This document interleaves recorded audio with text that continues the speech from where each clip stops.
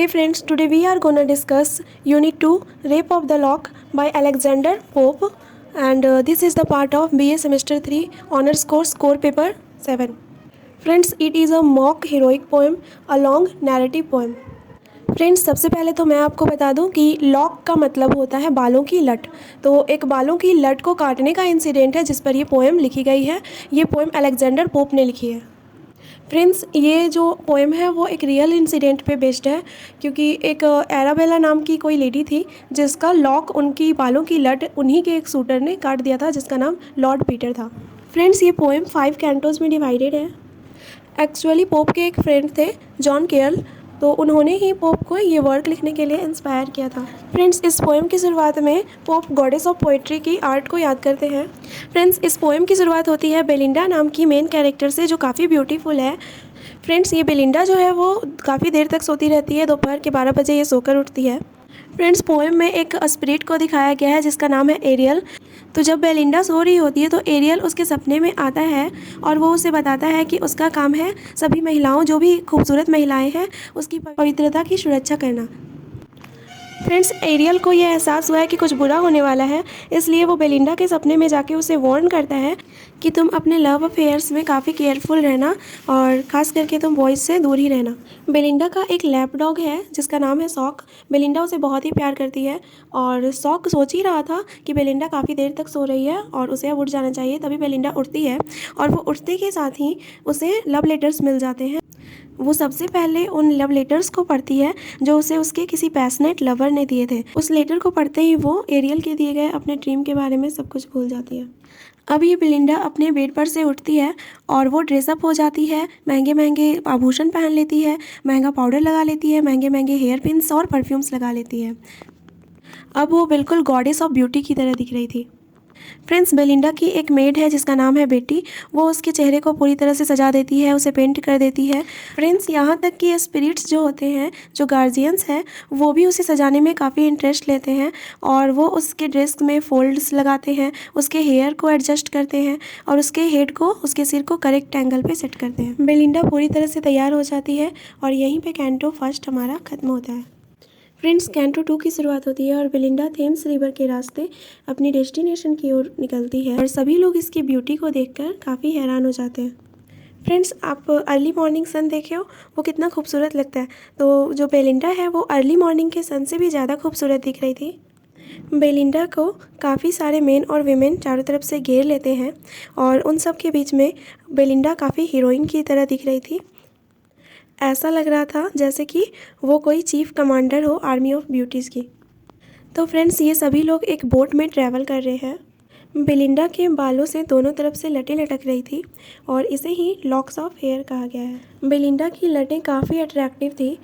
Friends, Belinda वहाँ पे अपने सारे लवर्स की तरफ इक्वली स्माइल करती है और उन सभी को ऐसे रिजेक्ट करती है कि उनमें से कोई भी ऑफेंड नहीं होता, कोई भी बुरा नहीं मानता।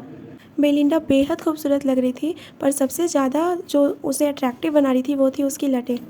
फ्रेंड्स, वहाँ पे बैरन नाम का एक आदमी होता है, वो भी बेलिंडा की लटों को देख रहा होता है और वो वहीं पे फैसला करता है, चाहे जिस भी तरीके से हो, वो बेलिंडा की एक लट को अपने पास रख लेगा।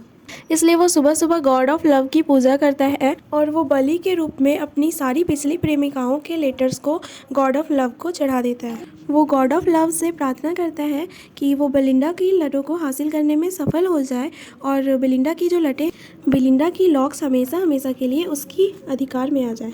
फ्रेंड्स, अब ये जो एरियल है, जो गार्डियन स्पिरिट है, वो काफ़ी परेशान है। एरियल अपने सभी स्पिरिट्स को ये आदेश देता है कि वो अच्छी तरह से बेलिंडा की हिफाजत करें। एरियल उन सभी को अलग अलग टास्क दे देता है। किसी को बेलिंडा का पेटीकोट देखने के लिए हायर किया जाता है, किसी को इयररिंग्स देखने, तो किसी को वॉच देखने और किसी को लॉक्स देखने का टास्क दिया जाता है। एरियल ने खुद उसके डॉग सॉक को देखने का टास्क लिया हुआ है। अब बेलिंडा पूरी तरह से सेफ फील करती है। एरियल सारी स्पिरिट्स को ये वार्न कर देता है कि जो भी अपना ड्यूटी अच्छे से नहीं करेगा, उसे या तो किसी बॉटल में बंद कर दिया जाएगा, या तो उसके पंख को गम से चिपका दिया जाएगा, या तो उसकी बॉडी को फिटकरी में बंद कर दिया जाएगा, या तो फिर उसे किसी चॉकलेट मशीन के व्हील में टॉर्चर किया जाएगा। फ्रेंड्स, यहाँ पे हमारा कैंटो 2 ख़त्म होता है और कैंटो 3 की शुरुआत होती है। अब ये बोट जो है वो रिवर थेम्स के रास्ते हैम्पटन कोर्ट तक पहुंच जाती है। वहां पर पहुंचने के बाद ये सभी लोग पार्टी एंजॉय करते हैं, एक दूसरे से काफ़ी बातें करते हैं, गाना गाते हैं और दोपहर तक ये लोग काफ़ी मस्ती करते हैं। और फिर बेलिंडा को एक फैशनेबल कार्ड गेम खेलने का मन करता है जिस गेम का नाम होता है ओम्ब्रे, और वो अपने 2 साथियों को इस गेम में चैलेंज करती है। बेलिंडा उन्हें अकेले ही हरा देना चाहती है ताकि उसे थोड़ी नेम और फेम हासिल हो जाए। लेकिन होता यूँ है कि कभी कभी फॉर्च्यून, भाग्य बेलिंडा का साथ देती है तो कभी उसके ओपोनेंट्स का। लेकिन फाइनली इस गेम में जीत बेलिंडा की ही होती है और वो खुशी से चिल्लाती है। बेलिंडा बेहद खुश थी, लेकिन वो नहीं जानती थी कि जल्द ही उसकी ये खुशी एक अभिशाप में बदलने वाली है। फिर वहाँ सभी लेडीज़ एंड जेंटलमैन को कॉफ़ी दी जाती है, पर कॉफ़ी के फ्रेग्रेंस में पता नहीं क्या होता है कि उससे लॉर्ड पीटर यानी कि बैरन को याद आ जाता है कि उसे तो बेलिंडा की एक लॉक काटनी है। फ्रेंड्स, यहाँ पे इस मोमेंट पे पोएम में एंट्री होती है क्लैरिसा की।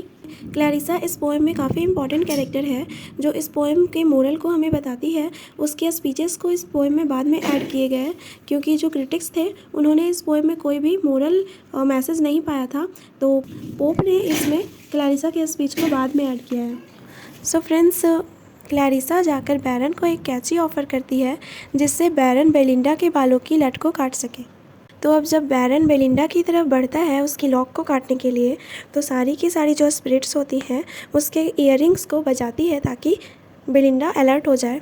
पर वे देखते हैं कि बेलिंडा जो है वो एक ह्यूमन से प्यार करती है, यानी कि बेलिंडा जो है वो एक अर्थली लवर है, मतलब एक अर्थली लवर को लव करती है, और जो गार्जियंस हैं वो अर्थली लवर को लव करने वाले को प्रोटेक्ट नहीं कर सकते, इसलिए वे सभी उसे अकेला छोड़कर उड़ जाते हैं।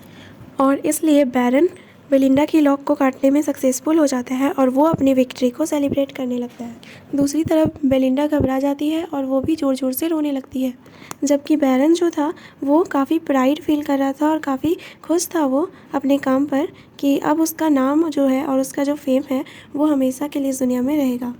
और फिर शुरू होता है कैंटो 4। बेलिंडा बहुत ज़्यादा दुखी थी और उतनी ही ज़्यादा गुस्सा भी थी। इनफैक्ट बेलिंडा का सारा दुख और गुस्सा एक भूत के कारण हो रहा था जिसका नाम था अम्ब्रायल। अम्ब्रायल एक जीनोम है और वो काफ़ी सालों तक केव ऑफ स्प्लीन में था, अर्थ की गहराइयों में। स्प्लीन ने उसे बेलिंडा को अनॉय करने का पावर दिया हुआ था। अम्ब्रायल जो है वो गॉडेस के पास जाता है और वो प्रे करता है कि बेलिंडा के नेचर को और उसके मेलैंकली को इल नेचर्ड बना दिया जाए। गॉडेस उसकी प्रेयर सुन लेती है और उसे 2 कास्केट्स देती है, जिसमें से एक कास्केट मेलैंकली से भरा हुआ होता है, सॉब्स, पैशंस और टीयर्स से भरा हुआ होता है, और जो दूसरा कास्केट होता है वो इल नेचर या फिर एंगर से भरा हुआ होता है।